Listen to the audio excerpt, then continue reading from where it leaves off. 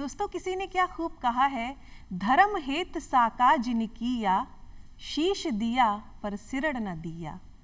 जी हाँ दोस्तों, हमारी भारत माता की वीर सपूत कुछ ऐसे ही हैं जिन्होंने धर्म की रक्षा के लिए, अपनी मातृभूमि की रक्षा के लिए अपने शीश तो कटवा दिए, लेकिन सरों को झुकाना मंजूर नहीं किया। ऐसे वीर सपूतों को आज इस मंच के माध्यम से नमन है।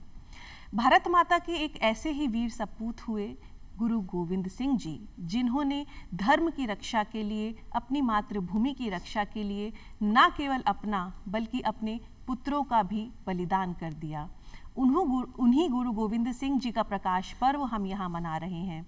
और दोस्तों, मुझे ऐसा लगता है कि उन्होंने मानवता की भलाई के लिए, धर्म की रक्षा के लिए जो आदर्श दिए, जो उपदेश दिए, उन्हें अगर हम अपने जीवन में उतारने की कोशिश करें तो हमारा जीवन और भी खूबसूरत हो सकता है। और इन्हीं सब विषयों पर चर्चा के लिए आज हमारे साथ है स्टूडियो में हमारी आज की मेहमान डॉक्टर मंजीत कौर जी। मंजीत जी, आपका बहुत बहुत स्वागत है धरती धौरारी में। पूरा देश गुरु गोविंद सिंह जी का प्रकाश पर्व मना रहा है, आपको भी लख लख बधाइयाँ। और आज के इस खूबसूरत से कार्यक्रम की शुरुआत क्यों ना हम गुरु साहिब के ही किसी खूबसूरत से भजन से करें। जी। क्या दशमेश पिता तेरी बात कहूँ, क्या दशमेश पिता तेरी बात कहूँ, जो तूने पर उपकार किए। इस तेग के बेटे ने तेग उठा, दुखियों के काट जंजाल दिए। एक खालसा पंथ सजा, जातों के भेद निकाल दिए। एक खालसा पंथ सजा, जातों के भेद निकाल दिए। इस देश वतन की खिदमत में, इस कौम वतन की खिदमत में, कहीं बाप दिया तो कहीं लाल दिए, कहीं बाप दिया तो कहीं लाल दिए। नमस्कार, सत श्री अकाल। गुरु पातशाह का जीवन विलक्षण जीवन है। एक शायर ने उनके संदर्भ में चंद लाइनें लिखी हैं जी। मैं पहले आप सबसे उनके प्रकाश पर्व पे बधाइयाँ तो प्रेषित कर ही रही हूँ, वो आपके साथ जो है वो साझा करना चाहूँगी जी। कलगीधर दशमेश पिताजी, कलगीधर दशमेश पिताजी, तेरे जो जिनियारे, नौवें गुरु ते माँ गुजरी दे, सोने राज दुलारे, सोने राज दुलारे। कलगीधर दशमेश पिताजी, तेरे जो जिनियारे, नौवें गुरु ते माँ गुजरी दे, सोने राज दुलारे, सोने राज दुलारे। छोटे अपने लाल तु दाता नीहां विच चिणवाए, छोटे अपने लाल तु दाता नीहां विच चिणवाए। वड्डे विच चमकोर दे दोनों हाथी सी मरवाए। दिल्ली दे विच धर्म दी खातिर, दिल्ली दे विच धर्म दी खातिर, वारे पिता प्यारे, नौवें गुरु ते माँ गुजरी दे, सोने राज दुलारे, सोने राज दुलारे। 1.25 लाख दे नाल तू अपना इक्को सिंह लड़ाया, चिड़ियां दे तां कोलों दाता तू सी बाज तुड़ाया। गिदड़ा कोलों शेर बनाए, गिदड़ा कोलों शेर बनाए, ये तू हिंदू सारे, नौवें गुरु ते माँ गुजरी दे, सोने राज दुलारे, सोने राज दुलारे। नीले कोड़े वालिया तेरी जग विच शान निराली है, नीले कोड़े वालिया तेरी जग विच शान निराली है। सूल सुराही तू सी मंगी, मंगिया खंजर प्याली है, यारड़े दे सत्थर उत्तों तू सी खेड़े वारे, नौवें गुरु ते माँ गुजरी दे, सोने राज दुलारे, सोने राज दुलारे। भुल नहीं सकदा देव दे ताहीं दाता तेरा वेला, भुल नहीं सकदा देव दे ताहीं दाता तेरा वेला। वाह वाह गुरु गोबिंद सिंह जी, आप ही गुरु चेला, वाह वाह गुरु गोबिंद सिंह जी, आप ही गुरु चेला। हथ विच झंडी फड़ के ओ दाता, हथ विच झंडी फड़ के ओ दाता, साजे पंज प्यारे, नौवें गुरु ते माँ गुजरी दे, सोने राज दुलारे, सोने राज दुलारे। कलगीधर दशमेश पिताजी, कलगीधर दशमेश पिताजी, तेरे चोज न्यारे, नौवें गुरु ते मां गुजरी दे, सोने राज दुलारे, सोने राज दुलारे, सोने राज दुलारे। बहुत खूबसूरती से आपने गाया और आपके जो भजन से कई चीज़ें समझ में आ गई हैं कि जो गुरु तेग बहादुर थे, नवें गुरु, उनके पुत्र थे गुरु गोविंद सिंह जी, और कहीं ना कहीं उनको ये जो संस्कार मिले वो बचपन से ही मिले। गुरु गोविंद सिंह जी ने अपना पूरा जीवन मानवता की भलाई के लिए बिताया, धर्म की रक्षा के लिए बिताया। तो सबसे पहले हम यही जानना चाहेंगे किस तरह का जीवन व्यतीत किया करते थे गुरु जी, और बचपन से ही किस तरह का स्वभाव था उनका, किस तरह के थे? जी, महात्मा तुलसीदास ने एक बड़ा प्यारा एक श्लोक है उनका जी कि जननी जने तो भक्त जन के दाता के सूर, या तो जननी बांझ रहे काहे गवावत नूर। वाह। हे जन्म देने वाली माँ, जन्म देना है तो कोई भक्त पैदा कर, कोई संत पैदा कर, या कोई दानवीर पैदा कर, या फिर कोई योद्धा पैदा कर, शूरवीर पैदा कर, जो देश धर्म हित अपना बलिदान दे सके।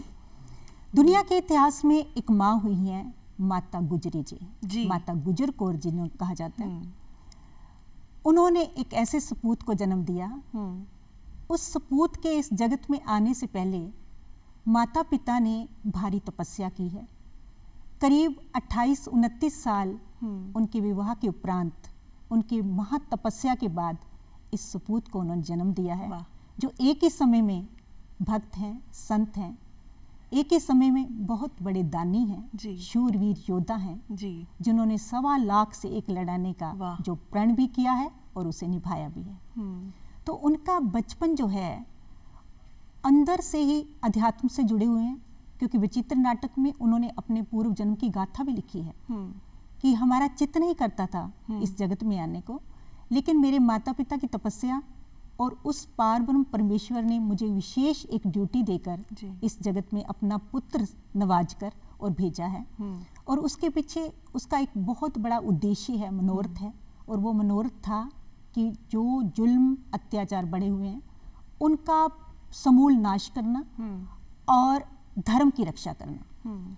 तो बचपन में ही इनके अंदर वो जो संस्कार हैं, वो तपस्या है माता पिता की या पूर्व जन्म की इनकी अपनी तपस्या है, उसके फलीभूत ये बचपन से ही एक ईश्वर में अपने ध्यान को लगा के रखते हैं।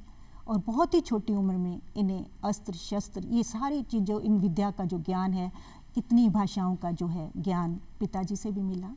इनके संस्कारों में, क्योंकि इनके पितामह जो हैं वो भी शहीद हैं, इनके पिता भी शहीद हैं, तो वो जो एक शहादत वाला, एक कुर्बानी वाला जो जज्बा है वो मानो अंदर ही है। तो उसके जब ये खेलते थे आम बच्चों के साथ, तो आम बच्चों की तरह नहीं खेलते थे, तो अलग से तीर कमान रखना, इस तरह के खेल खेलना। और फिर क्या, कई एक बार कोई नवाब की जो सवारी जा रही थी तो सब उनको झुक झुक कर सलामी कर रहे थे, ये उनके सामने बिल्कुल अकड़ के तन के खड़े थे। तो वो उतरे कि आपको पता नहीं है कि नवाब की सवारी जा रही है? कहते हम उस नवाब के बिना, यानी ईश्वर के बिना किसी को नहीं झुकते, नहीं किसी को सलाम करते। और ये जज्बा उनमें। और भीखन शाह इनके जन्म पे जो है वो वहाँ पहुँचे पटना साहिब। तो पटना साहिब में जब इनका जन्म होता है तो थोड़े ही समय के होते हैं, तो उस दिन भीखन शाह जो है ना उस ओर सिजदा करते हैं। तो उन्होंने कहा कि इस्लाम धर्म में जो सिजदा जिस तरफ किया जाता है उल्टी दिशा में क्यों हुआ? तो उन्होंने कहा कि आज उस अल्लाह का कोई नूर जो है पटना साहिब में आया है। तो उनके दर्शनों के लिए वहाँ पहुँचते हैं। जब वहाँ दर्शनों के लिए आते हैं, इतना छोटा बच्चा है तो उसको माता पिता सोचते हैं कि भाई पिताजी तो वहाँ थे ही नहीं। माता जी कहते हैं कि ऐसे कैसे बाहर लाए? कहते हैं मैं यहीं बैठा हूँ जब तक नहीं लगा। वो 2 मटकियाँ लेके आता है, एक में पानी होता है, एक में दूध होता है। अगर कहते हैं उसके मन में एक ऐसा विश्वास बनता है कि अगर ये पानी वाली मटकी पे हाथ रखते हैं तो दूध वाली पे रखते हैं तो सिर्फ हिंदुओं के होंगे, और अगर पानी वाली पे रखते हैं तो ये हमारे इस्लाम के होंगे। तो वो आगे करते हैं, जैसे भी माता जी को कहते हैं कि आप हमें दर्शनों के बिना हम जाएंगे नहीं। तो जब वो लाते हैं तो ये दोनों मटकियों को लेकर ऐसे उड़ेल देते हैं, दोनों पे हाथ रखते हैं, दोनों को उड़ेल देते हैं। तो इट मीन्स कि किसी धर्म का नहीं, किसी धर्म के लिए, सिर्फ हर धर्म के साथ है। तो इनके बचपन में इसी तरह भक्ति है, शक्ति है, उसका संचार जो है इनके हर उसमें दिखता है। एक बार इन्होंने हाथ में ना बहुत कंगन जो है वो पहने हुए थे, तो उसने वो एक वहाँ जाते हैं तो घाट पे, वहाँ जाके वो अपना कहते हैं कि वो कंगन को ना उसमें पानी में डाल देते हैं। तो माता जी पूछते हैं कि वो कंगन कहाँ डाल आए हो? तो कंगन कहाँ है बेटा? तो बहुत कीमती था।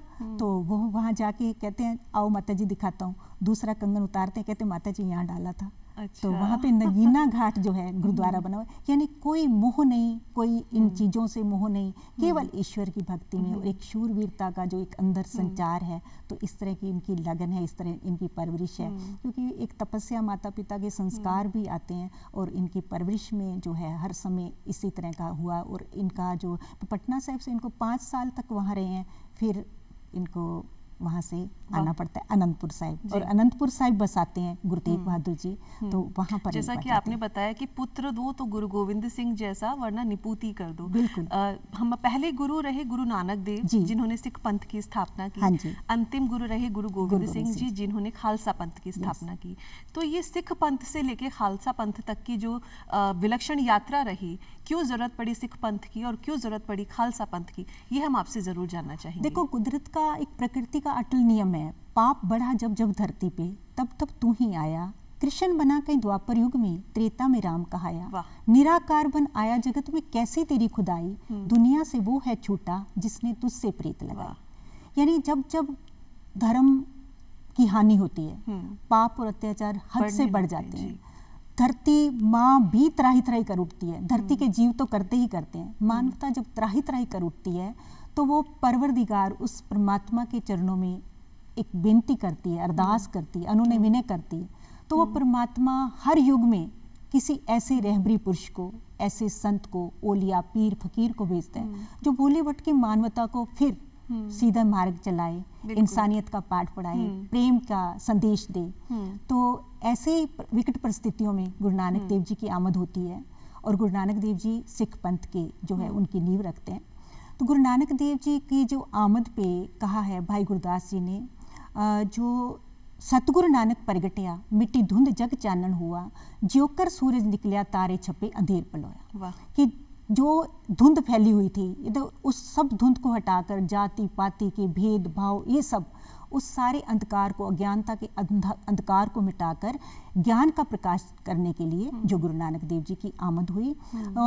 मोहम्मद इकबाल कहते हैं कि फिर उठी आखिर सदा तौहीद की पंजाब से, हिंद को एक मर्दे का मिलने जगाया ख्वाब से। अनक रहत परमात्म जो ही नानक नाम कहावे सोई, जिसमें नहीं है द्वैत भाव, सबके लिए जो सबके सांझे गुरु हैं। हिंदुओं के लिए भी वो गुरु हैं, इस्लाम के लिए भी गुरु हैं। तो इस तरह गुरु पातशाह का जो आमद है, उसके बाद गुरु साहिब जी ने अपना 4 जो है महान यात्राएं की हैं। उन महान यात्राओं में जो है जाकर हर एक के पास उनकी ही मातृभाषा में उनको इतने प्यारे ढंग से उनके समझाने का एक इतना विलक्षण अंदाज था कि कोई भी जो है हिंसक से हिंसक प्राणी भी जो है ना, वो भी उनकी वाणी को सुन के तो इतने मंत्रमुग्ध हो जाते थे और परमात्मा के उस रंग में रंग जाते थे। इसके बाद गुरु नानक देव जी ने 3 सिद्धांत दिए, त्रिरत्न सिद्धांत जिनको कहा जाता है। किरत करो, नाम जपो, वंड चको, यानी सबसे पहले मेहनत की कमाई हो, दूसरा फिर जो है एक ईश्वर की आराधना हो, और तीसरा जो है फिर मिल बांट के खाओ। जो जब ये चीज दुनिया के किसी भी इंसान के पास होगी तो नेचुरल वो अपने जीवन में से कुछ ऐसा जो है योगदान दे जाएगा जो विश्व शांति कायम करने में जो है वो उसमें कारगर सिद्ध होगा। फिर अपनी जो गद्दी है ये उनको अपने पुत्रों को ना देकर जो योग तख्त बहे तख्ते के लाए, गुरु ग्रंथ साहिब में लिखा है, तख्त पर वही विराजमान, चाहे हमारी राजनीति हो, चाहे हमारा धार्मिक कोई सत्ता हो, उसमें वही बैठे जो उसके योग्य है, तभी वो प्रजा के लिए सुखदायी हो सके। मुखिया मुखसा चाहिए, खान पान को एक, तुलसीदास जी भी कहते हैं ना, तो पाले पोसे सकल अंग, तुलसी सहित विवेक, जो विवेक से सबकी पालना कर सके। तो इसके बाद फिर उन्होंने बिल्कुल जो योग्य थे, सेवा की अमित मूर्त बन चुके थे भाई लहना जी, तो उनका नाम गुरु अंगद रख के उनको गुरुगद्दी देते हैं। तो गुरु अंगद देव जी हैं, वो भी जहाँ मतलब उन्होंने गुरुमुखी लिपि जो इसमें गुरु ग्रंथ साहिब जी की संपादना का वो है, तो वो उन्होंने उसका वो किया, मल अखाड़े बनाए, यानी अंदर से वाणी से उस परमात्मा से जुड़ के जहाँ हमने अपने अंदर आत्मिक भोजन, वैसे शरीर को जो तंदुरुस्त रखने के लिए वो मल अखाड़े बनाए जहाँ कुश्तियाँ लड़ी जाती थी। और माता खीवी जी, उनकी जो पत्नी थी गुरु अंगद देव जी दूसरे गुरु साहिब की, वो घी वाली खीर बनाती थी। और वो परोसती थी वहाँ पे, अपने हाथों से तैयार करना और परोसना। तो इस तरह से प्रचार होता रहा। तो उसके बाद गुरु अमरदास जी तीसरे गुरु हुए हैं। वो जब सेवा करते 12 वर्ष तक उन्होंने सेवा की। और 12 वर्ष के बाद जब उन्हें गुरु गद्दी दी गई, कहते उन्होंने प्रचार केंद्र खोले, उप प्रचार केंद्र खोले, सती प्रथा बंद करवाई, पर्दा प्रथा बंद करवाई, बहुत सारे सामाजिक कार्य, और एक बावली साहिब का निर्माण करवाया जिसमें सभी किसी भी धर्म का बंदा आके गोइंदवाल साहिब में वहाँ पे अपना जल ग्रहण कर सकता है, ले सकता है, स्नान कर सकता है। तो वो पहले ऐसे छुआछूत बहुत था। और उस समय उन्होंने एक बहुत और विलक्षण बात की, लंगर की प्रथा तो गुरु नानक देव जी ने शुरू कर दी थी, जो उन्होंने 20 रुपए दे के भेजा था और वो सच्चा सौदा करके आए, भूखे साधुओं को खिला के आ गए, उनके लिए वस्त्रों का प्रबंध कर दिया। तो उसके बाद जब गुरु साहिब ने फिर ये लंगर की प्रथा को ऐसा मतलब उसको मजबूती देते गए, और एक स्तंभ की तरह आज भी लाखों लाखों लाखों लोग जो हर गुरु घर में सब बिना किसी भेदभाव के आज भी लंगर ग्रहण करते हैं। जब भी कोई ऐसी विपदा की घड़ी आती है, ईश्वर ना करे प्राकृतिक कोई आपदा आती है, तब भी लंगर की व्यवस्था की जाती है। निःशुल्क भोजन होता है वहाँ पे सबके लिए, राजा रंग सबके लिए। तो वो एक छुआछूत मिटाने के लिए, जाति पाति के भेद मिटाने के लिए बहुत प्यारी ये जो व्यवस्था गुरु पातशाह ने की। तो उन्होंने एक और ऐलान इसमें किया कि पहले पंगत पाछे संगत। अच्छा। यानी पहले पंगत में बैठ के आपको भोजन ग्रहण करना पड़ेगा, तब आप मेरे दर्शन कर सकते हो या मेरे अंदर आके ये वाणी पर। तो उस समय अकबर बादशाह था। अच्छा। अकबर बादशाह जब आए गुरु साहिब के दीदार करने के लिए, दर्शन करने के लिए, उन्होंने कहा कि पहले पंगत। उन्होंने भी पंक्ति में बैठ के नीचे सबके साथ बैठ के जब उनके साथ भोजन ग्रहण किया, तब वो अंदर संगत में आ सके। तो ये सारी उन्होंने ये बहुत सारी बहुत अच्छे करे। फिर चौथे पातशाह आए गुरु रामदास जी, उन्होंने गुरु चक एक नगर बसाया, जिससे फिर अमृत सरोवर बनने के बाद अमृतसर जो है वो शहर बना। पांचवें उन्होंने 30 रागों में वाणी उच्चारण की, बहुत परोपकार के कार्य किए। फिर पंचम पातशाह आए गुरु अर्जन देव जी, जिन्होंने गुरु ग्रंथ साहिब जी की संपादना का महान कार्य किया। अच्छा। जिसमें 36 महापुरुषों की, विविध धर्मों की, जातियों के लोग जो ईश्वर से जुड़े हुए थे, एक परमात्मा की बात करते हैं, जो मानवतावादी दृष्टिकोण रखते हैं, उनकी वाणी को उसमें समाहित किया और सारा भेदभाव मिटा दिया। जिसमें बड़ा प्यारे उनमें श्लोक है, सब में जोत जोत है सोई, तिस्ते चानन सब में चानन हुई। एक बहुत खूबसूरत आप बात कर रहे हैं मैम, और भी कंटिन्यू रखेंगे, लेकिन आपने खूबसूरत श्लोक की बात की है, तो कोई खूबसूरत सा श्लोक या अरदास अगर आपके मुंह से सुन सके। तो उसमें अपना कबीर जी की वाणी भी बहुत है। भक्तों में से सबसे ज्यादा 15 भक्तों की वाणी है, उसमें 6 गुरु साहिबानों की वाणी है और 4 गुरसिखों की वाणी है और 11 भट्ट साहिबानों की वाणी है। तो कबीर जी का एक पावन श्लोक है, उसमें वो कहते हैं, अव्वल अल्लाह नूर पाया कुदरत के सब बंदे, एक नूर ते सब जग उपजा कौन भले को मंदे। माटी एक अनेक भात कर साजी साजन हारे, ना कछ पोच माटी के भांडे ना कछ पोच कुमारे। तो वो परमात्मा घट घट में समाया हुआ है, किसको भला कहोगे, किसको बंदा कहोगे। फिर भक्त नामदेव जी कह उठते हैं, सभी घट राम बोले, रामा बोले, राम बिना को बोले रे। सब में वो राम, उस परमात्मा की ज्योत व्यापक है, जो चींटी से लेके कुंजर यानी हाथी तक में वो परमात्मा विद्यमान है। तो आप किसको सता सकते हो, यानी उनको सताना परमात्मा के साथ आपका वैर विरोध रखना है। तो इस तरह गुरु नानक देव जी कहते हैं, सब में जोत जोत है सोई। उन्होंने आरती उच्चारण की जगन्नाथपुरी में, गुरु नानक देव जी ने वो वाणी उसमें दर्ज है, जो रोज गायन भी की जाती है। तो वो उन्होंने कहा कि ये छोटे छोटे दीपकों से उस महान परमात्मा की, उस ब्रह्मांड के मालिक की कैसे आरती हो सकती। उन्होंने कहा कि गगन में थाल रहो चंद दीपक बने तारका, मंडल जनक मोती, धूप मल आन लो पवन चौरो करे, सगल बन रहा है फूलन ज्योति। कैसी आरती हुई भव खंडना तेरी आरती। तो बड़े प्यारा उन्होंने शब्द बोला। और इस संदर्भ में आपको एक छोटी सी एक बात बताती हूँ। डॉक्टर रविंद्रनाथ टैगोर ने, उनसे किसी ने कहा कि आपने जनगण मन राष्ट्रीय गान लिखा है, अगर आपको विश्व गान लिखना होता, विश्व तराना लिखना होता, तो कौन सा लिखते। तो उन्होंने कहा कि विश्व तराना तो गुरु नानक देव जी पहले लिख गए हैं। तो कहते कौन सा, तो ये आरती का उन्होंने संदर्भ दिया। कि ये विश्व तराना है, जिसमें सारी प्रकृति जो है उस परमात्मा की जो है वो आरती कर रही है। तो बहुत इतने ऐसे शब्द हैं, ना को बैरी ना ही बेगाना सगल संग हमको बने आई। तो इस तरह से सारे शब्दों में सर्व सांचीवालता के संदेश मिलता है। फिर दसम गुरु जो हैं उन्होंने जिन्होंने गुरु ग्रंथ साहब की को ही गुरु के रूप में कहा, उसका अपन विचार करेंगे। तो उन्होंने कहा कि हिंदू तुर्क कोई राफची इमाम साफी मानस की जात सब एक को पहचानबो। तो कोई भी किसी भी धर्म से है उससे कोई मतलब नहीं है, धर्म एक ही है और सबका है, वो है इंसानियत। अगर इंसानियत नहीं है तो इंसान कहलवाने के लायक भी नहीं है। और पंचम पातशाह तो यहाँ तक कहते हैं, करतूत पशु की मानस जात लोक पचारा करे दिन रात। करतूतें अगर पशुओं वाली हैं और इंसान काहे को करा रहा है। अब बंदा है तो बंदगी कर, बंदा बंदे बंदगी अख्तियार साहिब रोज तरे क्या प्यार। मतलब बंदा है तो बंदगी कर और ईश्वर की कर, उस ईश्वर की बंदगी में ही तेरा जो है वो जीवन सफल होना है। तो इस तरह सारी गुरु साहिबानों की वाणी में, भक्तों की वाणी में हम एकता, अखंडता, अमन, शांति की बात देखते हैं। अमन और शांति की बात हो रही है, धर्म की बात हो रही है। भागवत गीता में भी लिखा हुआ है मैम कि जब जब धर्म की हानि होती है, अधर्म का जब बोलबाला होता है, तब किसी न किसी रूप में धर्म को बचाने के लिए ईश्वर आते हैं। हाँ जी, और इसी तरह से जब एक समय आया था जब गुरु गोविंद सिंह का जन्म हुआ, उस वक्त भी कुछ ऐसा ही माहौल था।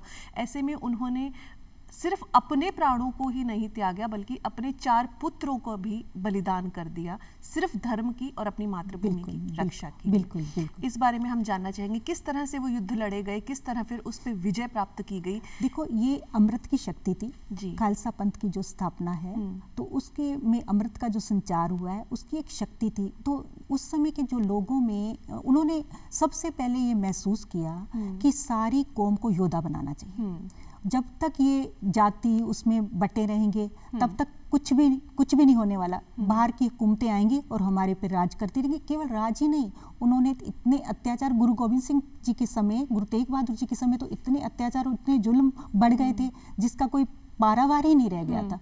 तो उनको इंसान ही नहीं समझा जाता था, काफिर कहा जाता था। तो हमारे ही देश में, हमारे ही वतन में, हमारी ही मातृभूमि पर आकर हमारे साथ ऐसा सुलूक हो रहा था। उस समय गुरु गोविंद सिंह जी ने कहा कि सबको योद्धा बनाना है। तो उन्होंने जब बात की, उनके अंदर एक शक्ति का संचार करना चाहा, तो उन्होंने पता क्या कहा, उन लोगों की मंशा क्या बन चुकी थी, मानसिकता इतनी दुर्बल हो चुकी थी। कहते हम तो तोलन जाने तकड़ी, नंगी कर्द कदे नहीं पकड़ी, चिड़ी उड़े हम डर जाएं, मुगलों से कैसे लड़ पाएं। ये उनकी भावना थी। गुरु साहिब ने उस समय कहा कि मैं एक ऐसा पंथ सजाऊंगा, उनके अंदर इतनी शक्ति का संचार करूंगा। और फिर उन्होंने ऐलान किया था, गिद्धड़ों से मैं शेर बनाऊं, चिड़ियों से मैं बाज तुड़ाऊं, 1.25 लाख से एक लड़ाऊं, तबे गोविंद सिंह नाम कहूं। 1.25 लाख से एक लड़ाऊं। और चमकौर की जंग जो है, लड़ाई जो है, वो 1.25 लाख से एक लड़ाने का पुख्ता प्रमाण है। बिल्कुल, क्योंकि 40 सिंह अंदर हैं।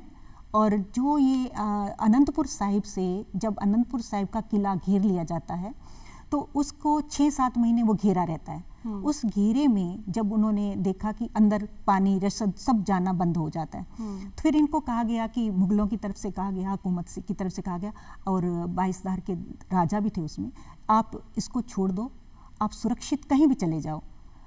लेकिन गुरु साहिब को पता था इन्होंने धोखा करना है, फिर भी उन्होंने कस्में भी खाई, कुरान की कस्में खा के, और फिर उसके बावजूद भी जैसे ही निकले पीछे से धावा बोल दिया, अचनचेत हमला कर दिया।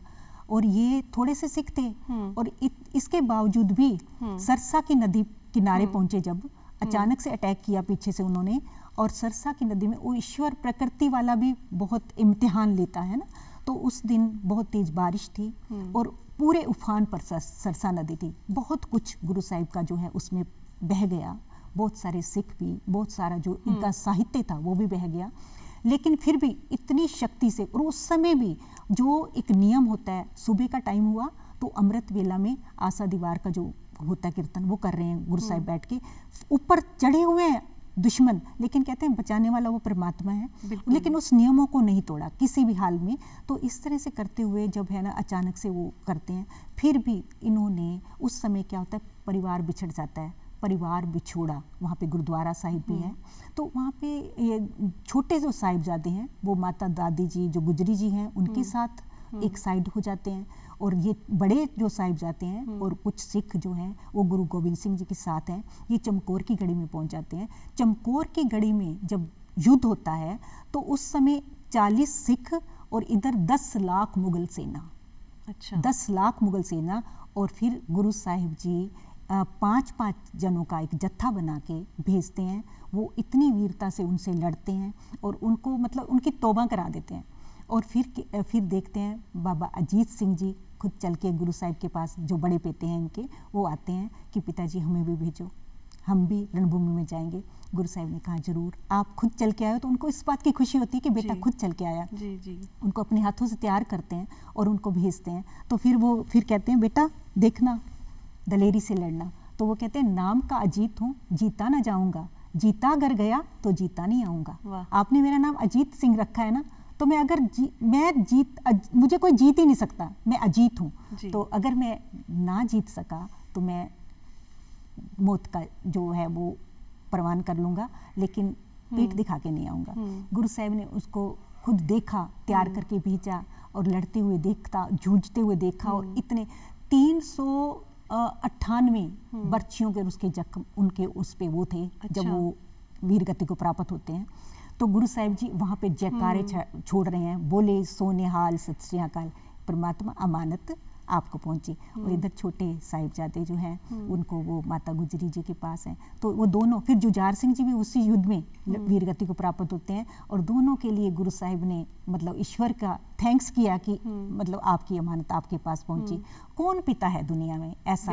और फिर इधर 2 छोटे साहिबजादे वो माता गुजरी के साथ, उसके साथ भी जो कोई दगा करता है और उनको वहाँ पे उनकी शिकायत कर देता है कि हमारे पास है, ले खुद जाते हैं लेकिन उनकी, फिर वो छोटे साहिबजादों को जो है उनको भी इस्लाम कबूल करने के लिए मजबूर किया जाता है, भय दिए जाते हैं, लालच दिए जाते हैं, कोई चीज़ उनको अपने उससे मकसद से डुला नहीं सकती। और फिर लास्ट में उनको, मुझे ऐसा लगता है मंजीत जी, आज के परिवेश को देखते हुए गुरु गोविंद सिंह जी के जो विचार थे, उन्होंने जो मानवता की भलाई के लिए कहा कि शांति की तलाश के लिए हर कोई भटक रहा है, लेकिन अपने मन में ही शांति को खोजो, किसी दूसरे की बुराई ना करो, नैतिकता का पाठ पढ़ाया।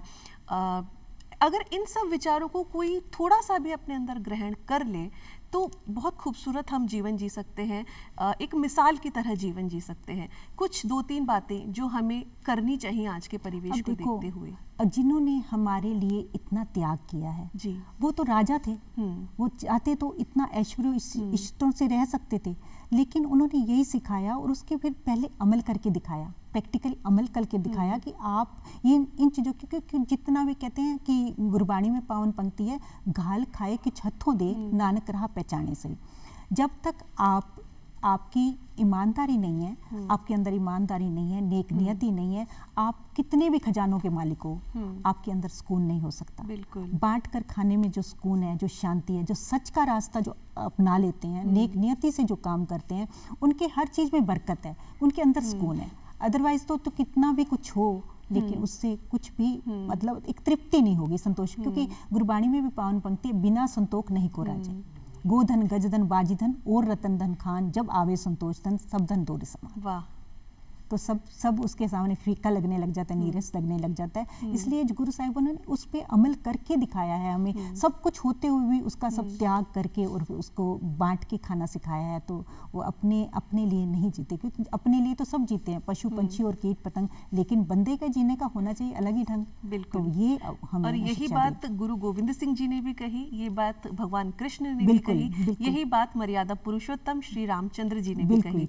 और हम लोगों के लिए बड़े गौरव की बात है कि रामलला की स्थापना होने वाली है, अयोध्या में मंदिर बन रहा है और इतने सालों का जो इंतजार रहा है वो अब पूरा होने वाला है। पूरे देश के लिए नहीं, पूरे विश्व के लिए बहुत खुशी की बात है। और ऐसे में बलिदानों का भी बहुत योगदान रहा है उस चीज़ में। बिल्कुल। तो इस बारे में हम ज़रूर जानना चाहेंगे कि क्या वो महत्व की बात है और क्या बलिदानों की कहानी रही। क्या है कि शहीद की जो मौत है वो कौम की हयात है। हयात तो हयात, मौत भी हयात है, कि उनकी जिंदगी तो जिंदगी देने वाली होती ही है, लेकिन उनकी जो मौत है वो भी जिंदा दिली भर जाती है कि किस तरह से वो देश धर्म के लिए कुर्बान हो गए। अगर यकीनन अगर ये बलिदान ना हुए होते, 9वें पातशाह ने दिल्ली की चांदनी चौक में शीश दिया, उनके सामने भी 3 शर्तें रखी गई थी कि आप या तो इस्लाम कबूल करो या फिर करामात दिखाओ। और या फिर मरने के लिए तैयार हो जाओ। गुरु साहिब ने कहा कि इस्लाम नहीं, जिस धर्म में हमें परमात्मा ने भेजा, तुम्हारा तुम्हें मुबारक, हमारा हमें मुबारक। और करामात दिखाने वाला वो करामाती बैठा है परमात्मा ऊपर, वो कहर है, जुल्म है, उसको दिखाना, अपनी शक्ति का दुरुपयोग होगा वो। और तीसरी बात, मरने के लिए वो तो हम आए हैं, तो उनको शहीद किया गया, उनके सामने उनके सिखों को शहीद किया गया, किसी तरह से उनको विचलित नहीं कर सके। जो गुरुद्वारा अपना शीशगंज साहिब सुशोभित है, तो उनके शीश भी लेके गए। और ऐसी परिस्थितियों में देखो, अगर वो कुर्बानी ना देते तो आज शायद आज हम यहाँ बैठ के ये उत्सव के रूप में ना मना ही नहीं सकते थे। ना हमारे रामलला का ये मंदिर बनता, ना ये हमारी अयोध्या हमारे हाथ में होती, वहाँ कुछ और ही होता जो अब तक हम देख रहे थे। तो बहुत बड़ा इवेंट है हमारे लिए, सबके लिए बहुत ही मतलब एक उपलब्धि भी है, एक सबके लिए खुशी का माहौल भी है। और ये खुशियाँ उस शहादतों की बदौलत है। और बड़ा प्यार से एक शायर ने कहा है कि कोमा जीवंदियां सदा कुर्बानियां थे, अणख मरे ते कौम है मर जांदी, उस कौम ਨੂੰ सदा इतिहास पुजे, विपदा हस के कौम जो जर जांदी, सिर दे के सरदार कहाए आपां, ताइयों सिरी दस्तारां सोंदियां ने, ताइयों सिंह है सानू कहा जांदा, ताइयों मौत है सातों डर जांदी, ताइयों मौत है सातों डर जांदी। इसलिए तो हम उनकी परवाह नहीं करते, मौत की परवाह नहीं करता, तो उसके तभी तो जिंदगी देने लायक बनते हैं।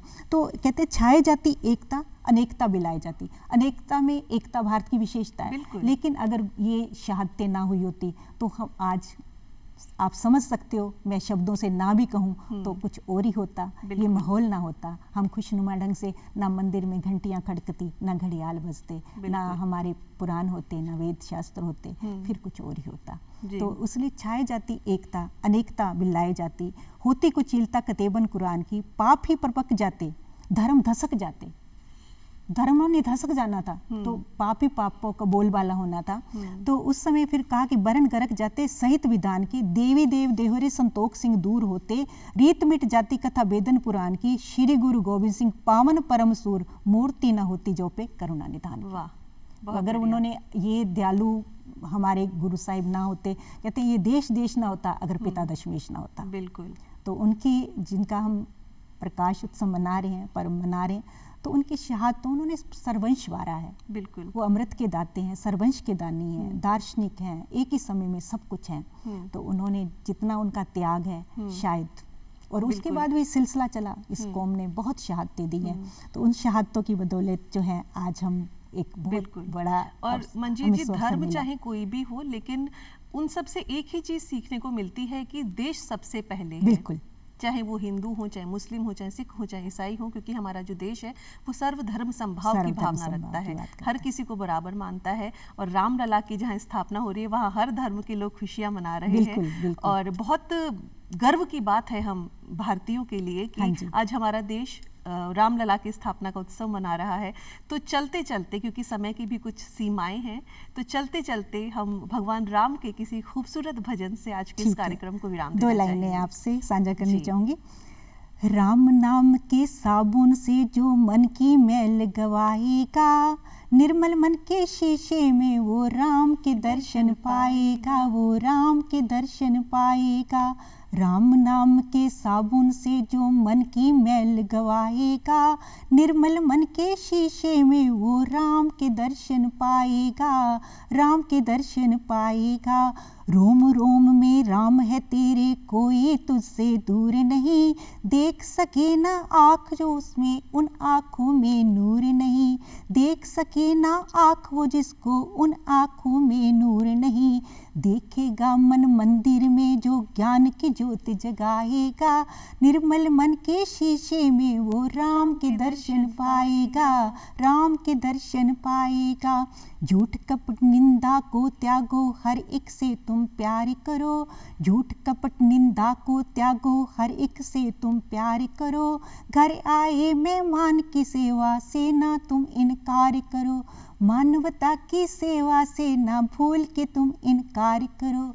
ना जाने किस रूप में तुम्हें नारायण मिल जाएगा, मन के मंदिर में वो राम के दर्शन पाएगा, राम नाम के साबुन से जो मन की मैल गवाएगा, निर्मल मन के शीशे में वो राम के दर्शन पाएगा, राम के दर्शन पाएगा।